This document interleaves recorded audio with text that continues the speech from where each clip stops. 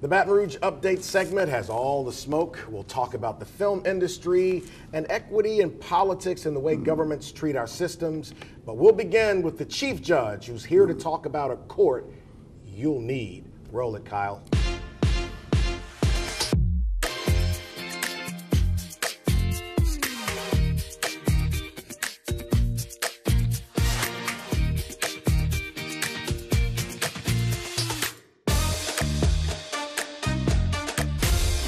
As you know, the conversation about violence, particularly gun violence in our communities, is all too reactionary, and it focuses way more on the problems than maybe solutions.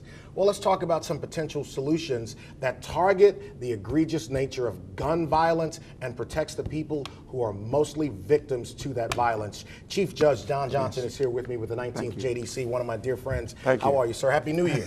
Hey, yes, I realize we're only, 17, 18 days into the year, right. And Happy New Year. Happy New Year. So, a gun violence court. Now, I love the concept of this. This is East Baton Rouge Parish taking ownership of an issue that we cannot pretend is not a problem. Yes. And putting together a way to address it. Let's talk about the genesis of this and what you believe its outcome will be for our community. I have thought about it, and a year ago I first announced the concept of a gun violence court. But when we started this year with the death rate, the first 4 days, and then about 10 shootings around the 7th, 8th day of the year, we've got to take ownership of what's going on with gun violence. Now, and the way we take ownership of that is to recognize that it is a public safety, public health issue. So what I'm proposing is that the courts become first responders also, that we get in front of the solution. And by that I mean this: we should have dedicated judges and courts ready to manage quickly gun violence type cases. So what I'm recommending is we ask the governor, who's calling a special session, and asking us to give him recommendations, that we go in with a plan. East Baton Rouge lead the state and go in with a gun violence pilot court and ask the governor to ask the legislature to fund it, and let's measure it and look at the outcomes in a year. What are some of the things that will happen, in this court in terms of, because I know there's been a backup, the courts have been backed up for myriad reasons, and this would kind of target just that. Tell me what that looks like. It looks like this. We want to fully fund the prosecution team, the investigative team, and the Department of Public Safety that does the technical research on the data and the information.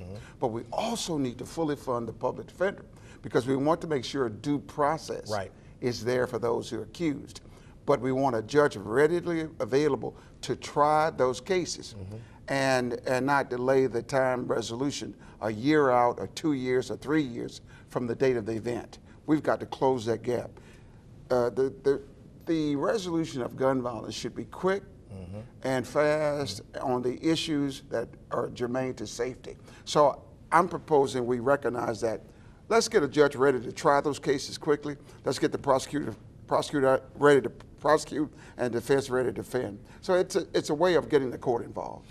It has been proven that in communities where the judiciary, law enforcement, all the community are in lockstep about addressing gun violence, that you see a reduction both by getting the bad actors off the street, but also by setting the precedent to someone who would become a bad actor that this may not be the choice you want to make. Yes, you've got to send a message. The message is important. We observe what we see and we feel that. So the message is important. We've got to be tough on gun violence. We've got to identify the type of gun violence that's plaguing our community. And that's the punishment side. We've got to equally focus on prevention, but let's get our crime resolution piece together. Let's get a solid plan, and then let's get it funded. I think if we do that, and I'll say this, that a lot of this gun violence is a lot of young black men. That's right.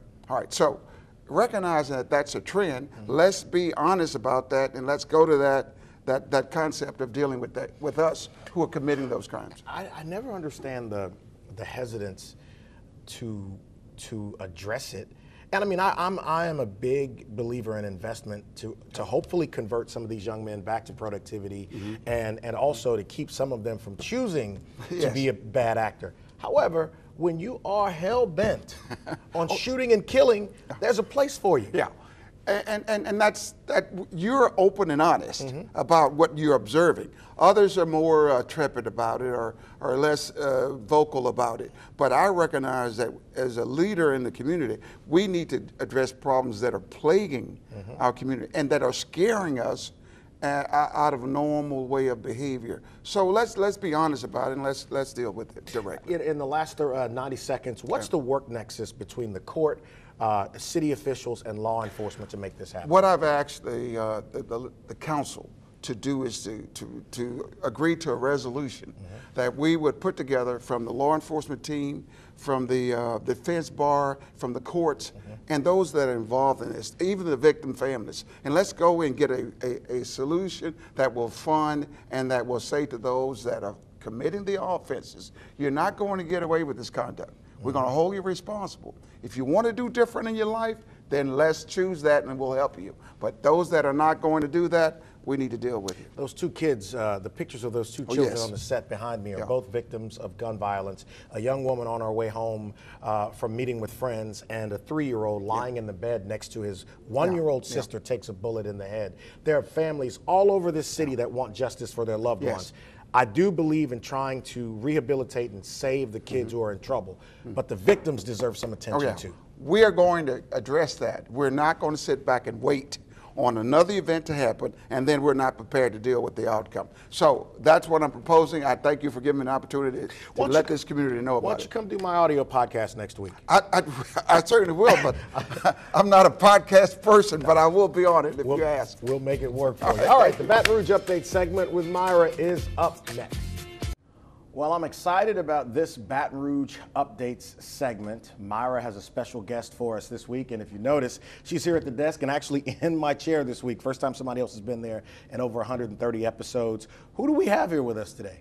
I am so excited because we have a special guest. We have Randy J. Muir with Capital Wellness Solutions, Louisiana's first medical marijuana dispensary. And I'm so excited to be talking with him about all of the phenomenal work he's not just doing here in Baton Rouge, but across Louisiana. All right, let's go. Welcome, Doc.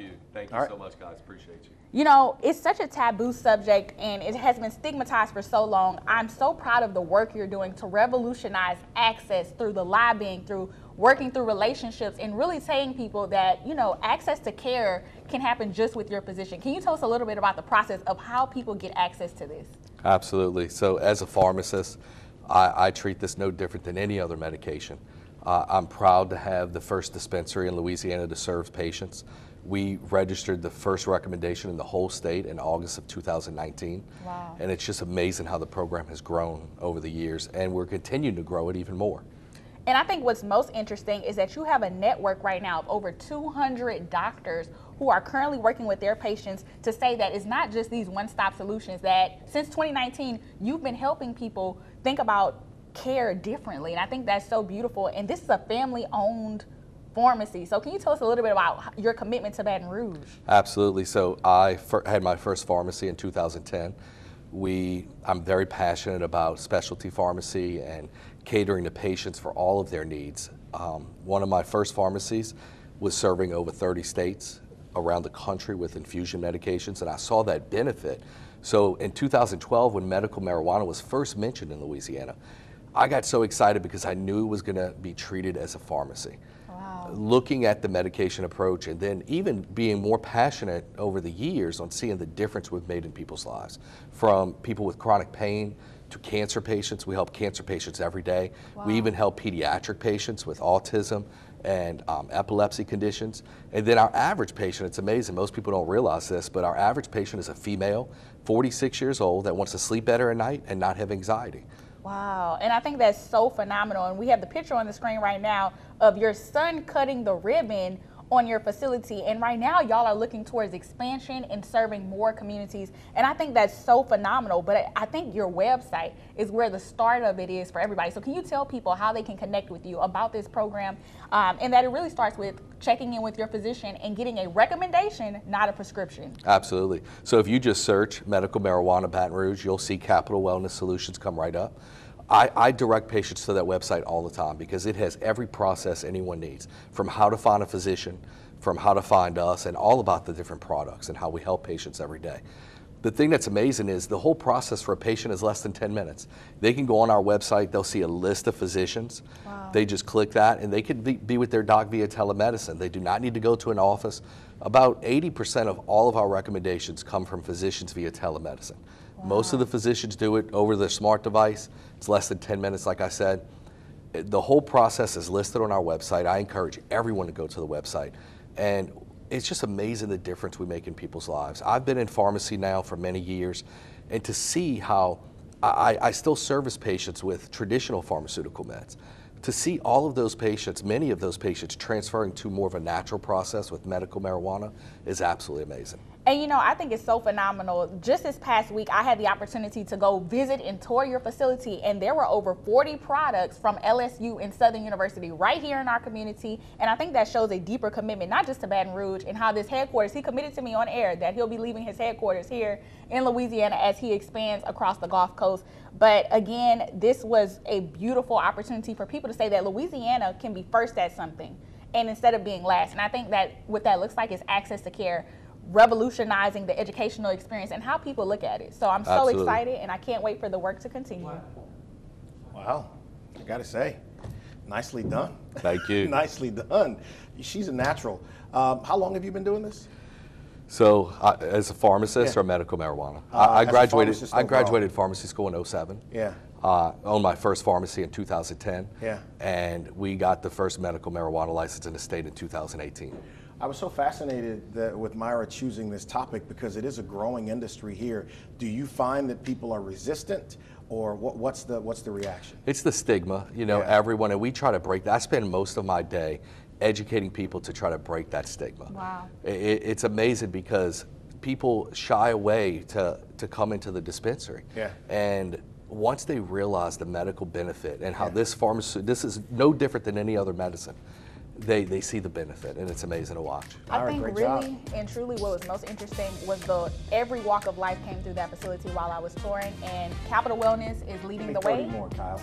Capital Wellness is leading the way, and we're so excited to be a part of that journey here at the Clay Young Show, so we can't wait to see what happens next. So I was told that there's going to be a tour. Absolutely. We'd love for you guys. Yeah. And when you come through, you'll see all walks of life, like Myra said. We see everyone from every walk of life in that building. Well, it's good. Keep people from sneaking around parts of Baton Rouge.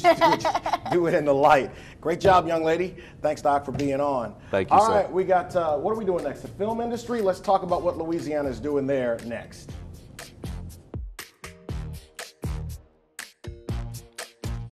So Maria Harmon is the co-founder and co-director of Step Up Louisiana, an organization that deals with equity and also information for marginalized communities across the state. But you give us the elevator pitch on what Step Up Louisiana is.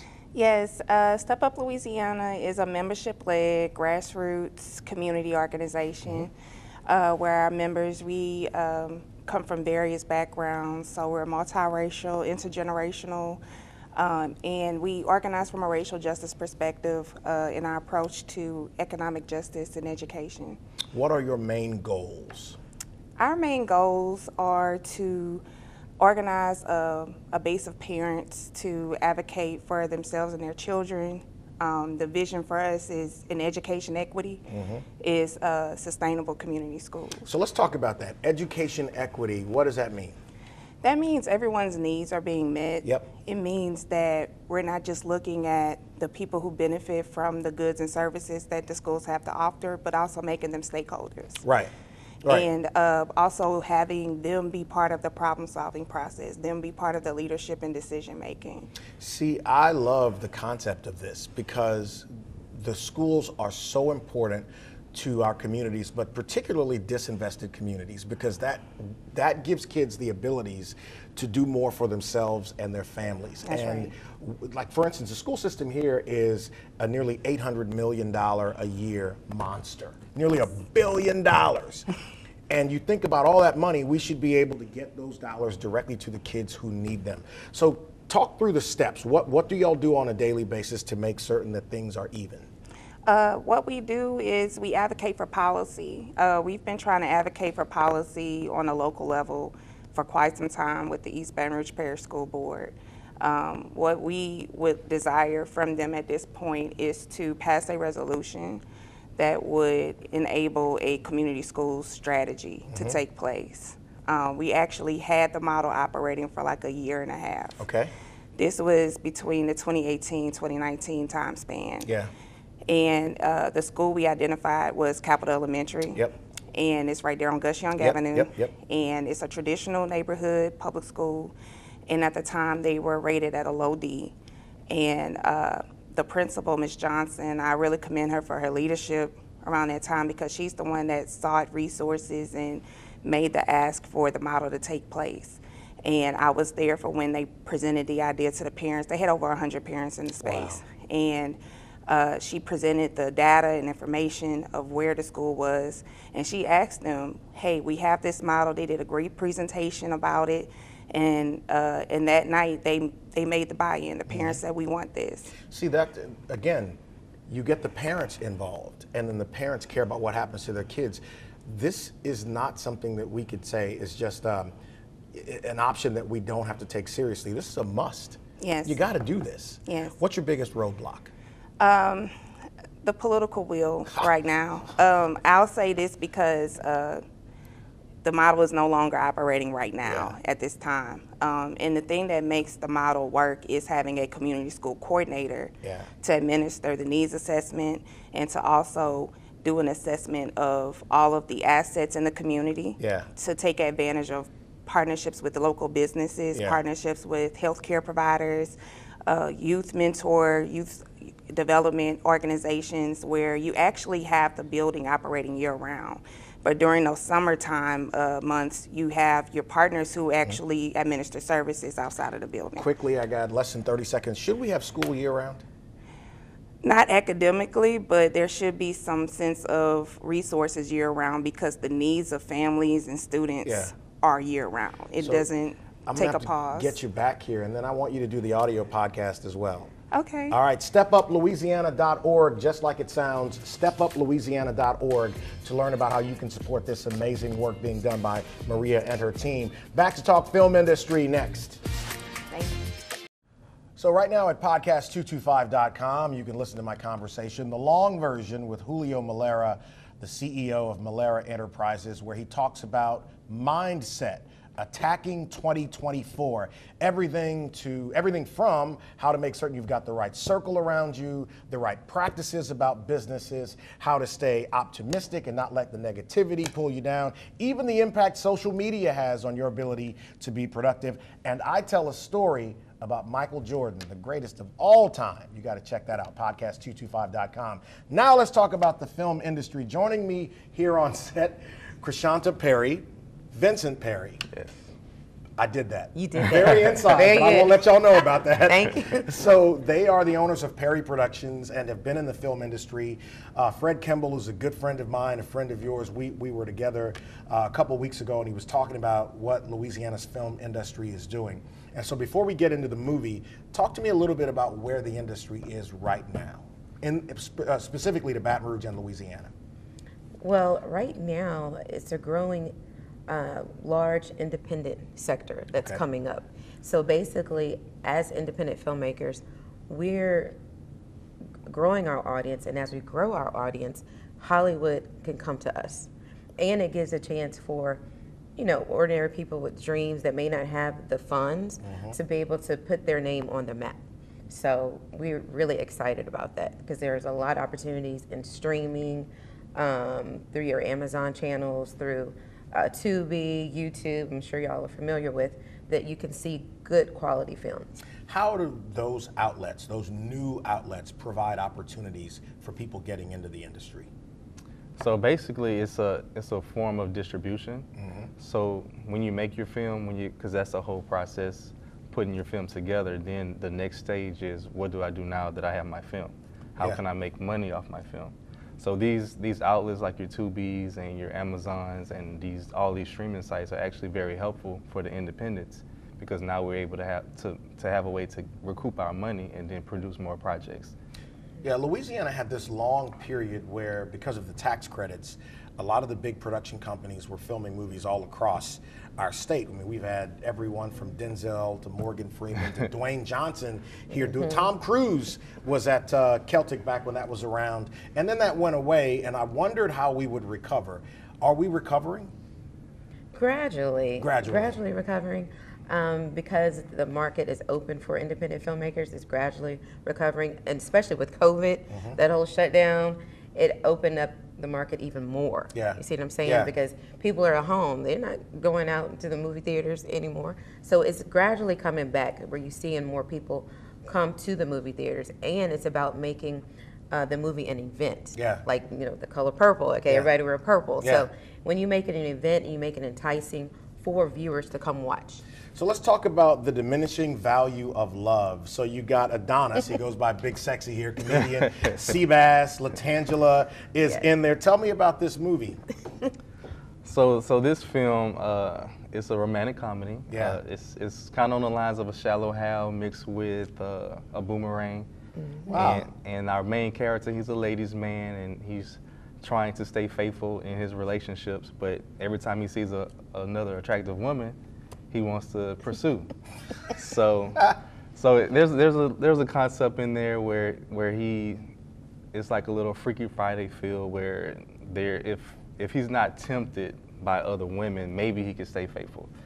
So we play around with that little logic to see if that's true, you know. Yeah. But there's more to it than more to relationship than just the physical, and that's the story that we're telling. There's another side to it that can help you stay where you need to be. Will he stay faithful or not? You gotta come watch the movie. So and where is or will it be available for people to be able to see it? Well, we have a red carpet movie premiere, January 26th. That's a Friday night. Early night. We have a 6:30 showing and a 9 o'clock showing. Okay. So you guys got to come out. We've actually sold out of our VIP 6:30 p.m. tickets. Okay. So that 9 o'clock VIP is available. It's catered food, drinks. We have got gumbo, and we also have crafted nibbles. So thank you to our sponsors for helping making this happen. The Diminishing Value of Love next weekend. Go check it out. I'm under 10 seconds. Thank you all for being here. One more thing. On Valentine's Day, it will be on Amazon Prime. Yes. All right. Y'all have a great weekend. See you next week.